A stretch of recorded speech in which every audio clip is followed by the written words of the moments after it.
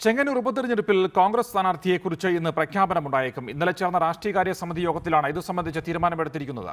D Vijayakumar, മകൾ ജ്യോതികുമാർ എന്നിവരുടെ പേരുകളാണ് പ്രഥമ പരിഗണനയിൽ ഉള്ളത്.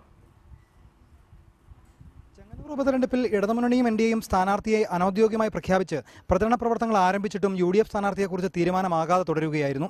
പി.സി. വിഷ്ണുനാഥ് താൻ മത്സരിക്കാനില്ലെന്ന് പ്രഖ്യാപിക്കുക കൂടി ചെയ്തതോടെ വിജയസാധ്യതയുള്ള സ്ഥാനാർത്ഥിക്കായി കോൺഗ്രസ് നേതൃത്വം നെട്ടോട്ടത്തിലായി.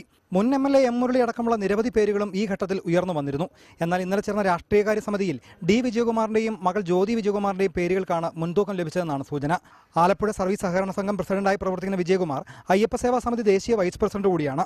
കൂടാതെ സഭാ നേതൃത്വം അടക്കമുള്ളവരുമായുള്ള നല്ല ബന്ധവും വിജയകുമാറിന് തുണയായി. വിജയകുമാർ മത്സരിക്കാൻ തയ്യാറാകാത്ത പക്ഷം അദ്ദേഹത്തിന്റെ മകൾ ജ്യോതിയുടെ പേരാണ് കോൺഗ്രസ് പരിഗണനയിലുള്ളത്.